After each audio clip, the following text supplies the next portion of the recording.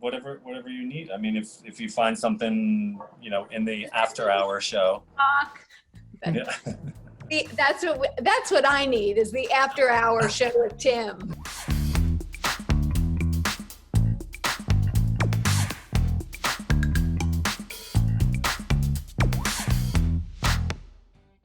Hi guys, this is Candy and welcome to Candy Unwrapped. And if you have not subscribed to my channel, please do. I would really, really love that. Today is a very special day and I have a very special guest. He is a dear friend of mine and he is a male supermodel. Here's Tim Ryan. Yay!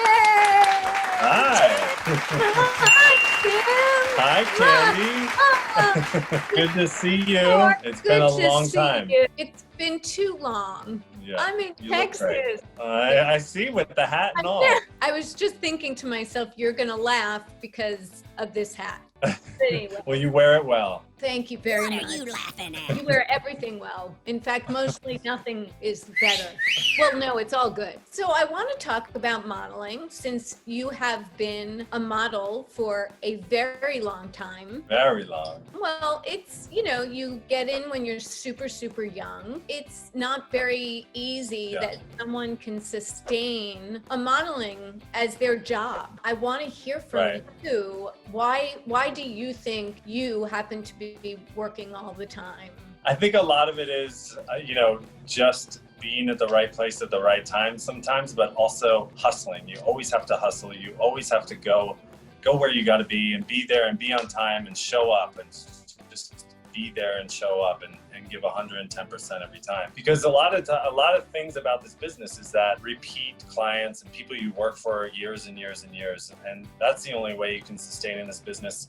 A lot of times people come into the business and they'll work for one client and have a hit one time and then it'll fizzle out, but to have sustainability, you have to have the repeat client and those repeat people that keep coming back for more. So that's really, you have to show up and be present and want to, be a part of the group that's there, because a lot of times it's a big group and sometimes it's a small group. So just giving 110% every time. 110% every day. How do you deal, I know in this industry, with a lot of industries, with all the different personalities, how does that work where you keep working with all of them and they keep asking you back, so you're doing something right? Well, yeah, but I think, it's the one thing that's so interesting about this business is always having a different day. No day is the same as it was before. So as opposed to having a desk job, it's so different to, have a different group of people every time. I mean, sometimes it's the same, but a lot of times it's not. Photographers and art directors and there's so many people that go into it. It's great to have familiar faces every time, but it's also so great to meet new people. And then that just expands your web of, people that I think the sustainability is to have a big web and to have a lot of people that you travel with these people, you eat with these people, you collaborate with these people. So it becomes like family a lot of times. Especially, like this client that I'm working for now this week, it's, I've been working for them for about 6 years now. So family. I know their families and yeah, that's for sure. And they know my family too. Freddie, we're a family. Well, you're a pretty awesome guy. I want to add a little thing about why I believe that you're in this business for so long, if you don't mind. Okay. I happen to think I am a casting director. I used to do that, doing casting for models in particular. The one thing about modeling, you can have a pretty face and a pretty body, and you can have all of those elements. But if you don't know how to be real in front of a camera and be natural and be fluid, right, I think then it doesn't matter what you look like. It doesn't matter what you look like. Working with you, when I worked with you, you were my favorite because I knew you were always going to be perfection. So versatile. You had so many different looks, but you personally get along with everyone and you really know how to move and jump and you're, I think that's a big part, don't you think? Yeah, for sure. And I learned early on. I worked with a photographer, Bruce Weber, who shoots all of Abercrombie and Fitch and Ralph Lauren and all these amazing Bruce Weber. Who? The very famous Bruce Weber. Go ahead. I'm sorry. So I learned very early on in that it's not just a photo shoot to shoot a garment of clothing. It's not even about the clothing. It's about finding an attitude or a moment or, just letting something happen naturally and then capturing it. And that's, I think, the genius of his photography is allowing moments to happen. Because a lot of times, especially now with digital too, it's like we have 30 shots to do, we got to go, go, go, go, go. And you kind of miss that beauty of creativity and making a moment happen. So, yeah. Well, another question that I have for you, I think a lot of people come up to you, younger people, not to say that you are not very young. You're about, what, 20? Sure, 20? yeah. And, You buy me a drink later, right? Yeah.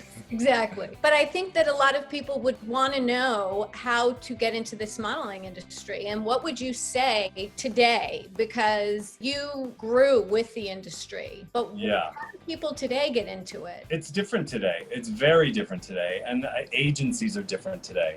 Back in the day, there was only a couple agencies. There was Ford and Wilhelmina and maybe a couple others, But now there's like boutique agencies all over the country and anybody can, you could be in North Carolina, or you could be in Dallas, or you could be in where it doesn't matter. There's an agency there. You can start a career, but you can't just do it as a part-time thing. You can start out that way, but like if they keep calling you and you're actually moving with it, then they want you to be 100% there. 40%, 50%, 100%. And I feel like a lot of the times, like kids, they're like, oh, I want to be a model with Instagram and all the, it's just a totally different thing than professional modeling. Anybody can go out to a pretty place and take a pretty picture on their cell phone, but to have it as a business and a working business is a totally different thing, for sure. Yeah, I think it's somebody needs to be 100% committed, saying, if I'm going to do this, I'm going to commit my life as a model and put in 100%, even when you're not shooting with someone. I mean, I think it's a lot about how you do it. And because I haven't done this in a long time, I'm assuming portfolios now are just received via, you send in something, right? You send online. Yeah. I mean, yeah, it's an email with images, or, I mean, even nowadays, they just want to see digitals, And that's a different thing with casting now, too. All casting has become you taping, you self-taping, you self-submitting, you doing everything. Especially with COVID now, because the casting directors are not doing it. I mean, I've done castings with casting directors, but like in a Zoom setting, but not going in a room. They're not having 50 models come in to like see or anything. So I think that's one thing too.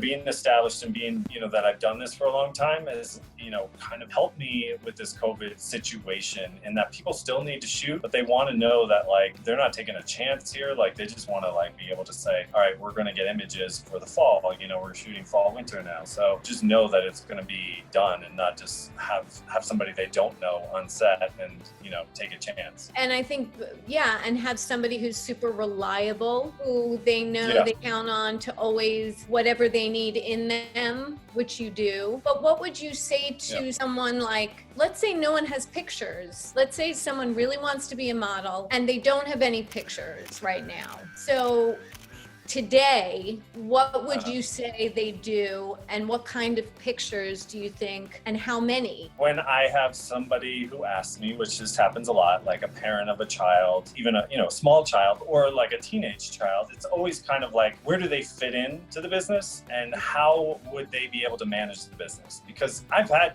people come to me and ask me, and taken pictures for them and set them up and got them into an agency, and then they kind of fizzled out. They're just like, oh well, it is what it is. But I think for people who want to actually pursue this, they should really like look online and look at images. So say you're a 14, 15-year-old girl who wants to get in this business, right? Who are you identifying with? Thank Are you. You're like talking about me, right? Yes. Who are you identifying with? So, who is their market? Who is, a 14-year-old girl, realistically, who are they going to possibly work for? So who do they look at? Are they looking at the Kardashians? No, that's not like their market, right? You're not the market I'm after, darling. It should be, the American Eagles or the Teen Vogue and these kind of like things where it's natural, for a 14-year-old, same thing for a boy, or kids, I think to do some definite like investigating onto like where they see themselves, because sometimes that's not the same as how you look, they may want to be on a runway being glamorous and everything, but they're 5'3" and a normal teenage girl. Make a runway. It's not happening. Right. So it's just to know where you might be able to fit in. And each market has a different market. There's agencies that are more like lifestyle driven, and then there's others that are like high fashion, and it's just different, so from Paris to New York to LA are 3 different markets. And then you have like North Carolina, Miami, Dallas, Texas, Chicago. These are all different kinds of looks that work in those markets. I know that it was very important to have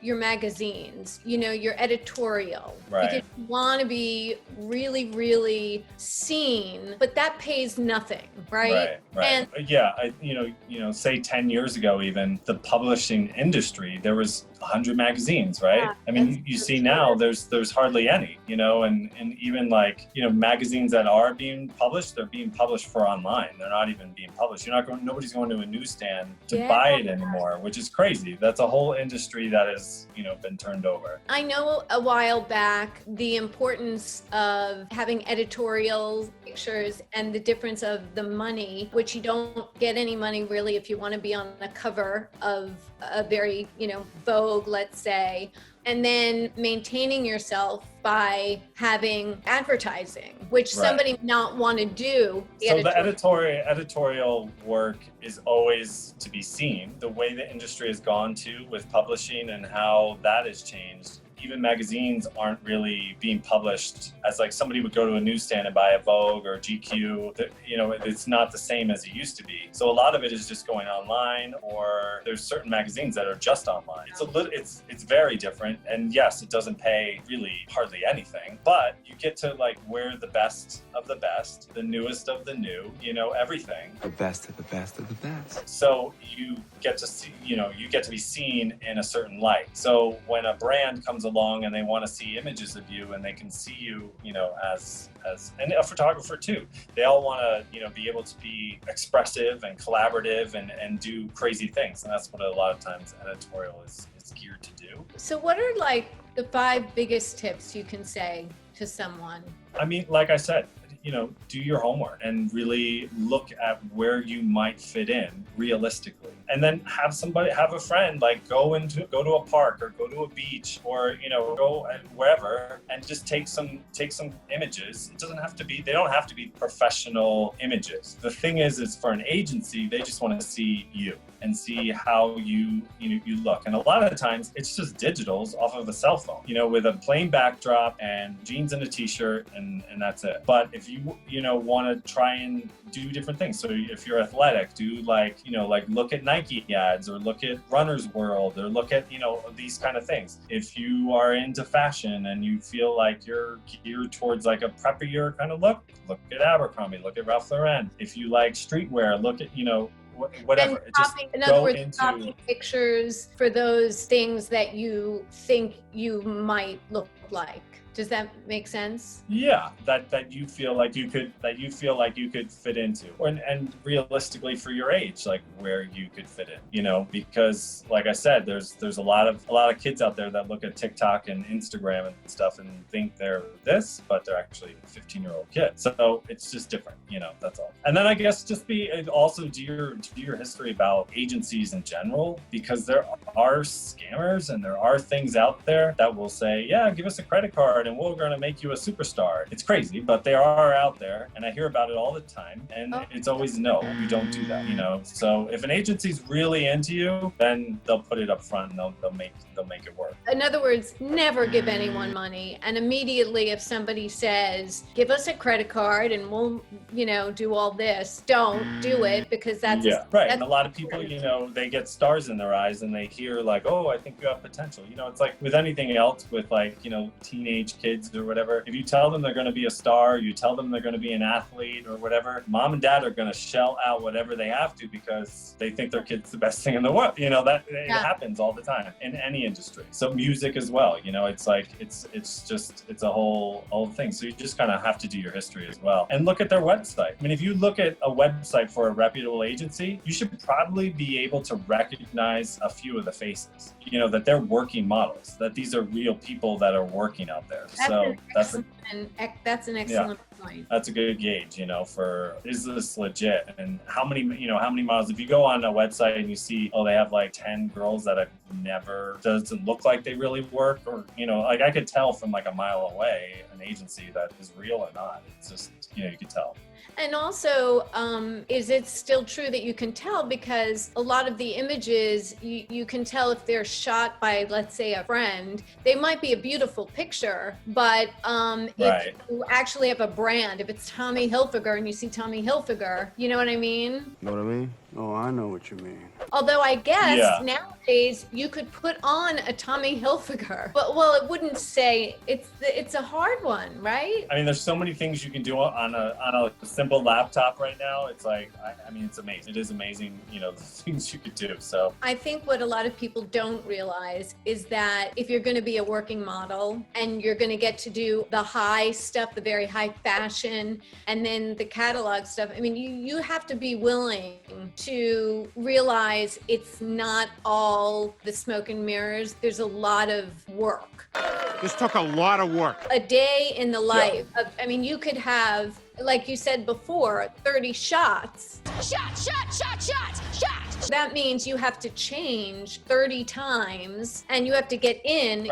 And they're like, describe like a shoot for you if you have 30 shots in one day. Well, I mean, yeah, there's always the schedule. So the schedule starts like my call time tomorrow is 6 a.m. So it's a lighting situation. We're shooting outside. I don't know how many shots we have tomorrow, but it's a full day. It's early to start because you want that light when it's early, lower light. And then, you know, come the afternoon, you take a little break and then you go up again. It's a lot of traveling and just getting yourself. I always say probably 75% of this business is just getting yourself where you need to be, because you know, the actual job of it is like, all right, I'm here. It's like, I'm actually here. I made it, you know, like on set. Okay. And now I'm good. I made it. But it's like the planes, trains, and automobiles to get there is a lot of times is the work of it, you know, so. Yeah, I have a running joke with Tim, where's Waldo? Find Waldo. Because he's always somewhere fabulous, but it's you know, he's always on the road. I say he. Who am I talking to? He's always on the road. But it's true, the traveling is such a big part of it. And that's also something that maybe somebody who's younger, a parent should know that, because if they're going to really do this, they either have to be ready to say bye to their young child and let them do it, or they have to say, I have to go with my child. Or it's their job too. Exactly. Yeah. If you have parents that are working, it's a full-time job. I mean, I work with kids all the time. One parent always has to come. They can't just show up by themselves anyway. It becomes their job too. There's kids down in Miami or in New York that they have a parent that's their job is to go with their kid and to be on set with them, and they basically sit around for 8 hours and while their kid works. Some people, they make it work. And it's always very interesting. Like there's certain kids who you could see, it's like the pageant mom who's like, go. And you know, if they don't want to be there, they don't want to be there. But there's some kids that are just born with it and they're like on it.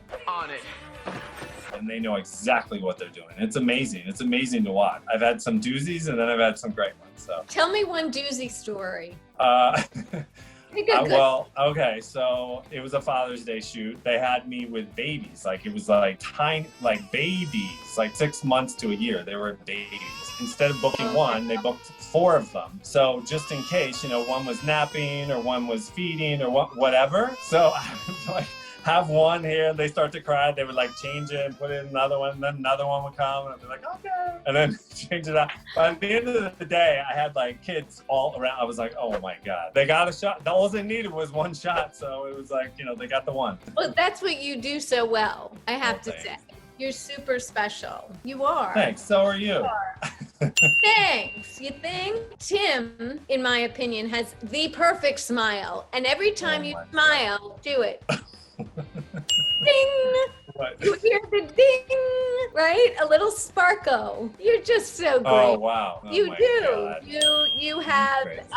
an innate, infectious, amazing personality, and of course you have the body. How do you keep in shape the way you do in order, because Oh, that's Lord. a job, but this is all the time. Of course. Yeah. So how do you Yeah. do it? I mean, it's a good, I enjoy it, so it's like part of my life, and it always has been, but I'm constantly running or, biking or swimming or, being outside. Come on, let's start running. Let's go. It's always been a part of what I do. And if you're fluctuating, I mean, forget it. There's, especially guys, I guess, I don't know, but like if you want to be in some way or fashion, like part of fashion as a male model, you really need to like be over 6 foot, a 40 regular jacket, and a 32 waist. And that's kind of like it. I mean, Because there's a of little bit of variations, but it's like that's the sample size. Yeah. So and certain samples are different, smaller, larger, but I can't really speak for the female side of things, but I would imagine that if you go up or down, it could be an issue. I'm sure agencies are much more strict for the females. Would you say for the female that you would probably need to be at least 5'10" or 5'9"? Like what today? Again, it depends on what part of the industry you want to be in. So if you want to be in fashion, you have to fit down. That's, you have to be taller. I mean, it's just the way it is. If you want to be a lifestyle fitness model, then you could definitely be smaller for sure. Like I said, there's so many different facets to the business that allow for different things. And now like curvy is a thing, and so it's a lot more inclusive than maybe it was, 15 years ago. That's the Yeah. really good thing about the Yeah. industry that I've noticed. It's changed for women specifically. I mean, I remember I had a model come in and it was for Vanity Fair, which she was in lingerie because I would do a test, and when I would test them, I would shoot them to see how they move. Yeah. And I saw a girl in her lingerie, and I immediately called the agency and said, this girl needs a hospital. She looked like if I went, she'd be over. And Right. it was terrifying to me. It's not that way anymore, which I'm happy to see. Yeah, I mean, and in mainstream too. I mean, you go into Target or just a mainstream kind of store, and you see everything, every size, every color, everything. It is a whole picture of the world, which is amazing. The industry has flowed into something different and morphed into something different. Does that apply? Because I haven't noticed really seeing different sizes in men. To me, I guess I see it more with the lingerie. I see more sizes that are all inclusive of people, the real Yeah. people. Men, I don't know that I see that so much. There is big and tall. There are bigger guys. There is a portion of catalogs or whatever that are designated for big and tall guys, because there are bigger and taller guys than Right. a normal catalog style. That definitely is it's a small group, but it's a group. There's definitely a need for it. But it's interesting, I think. Do you feel that you see it more with women than men?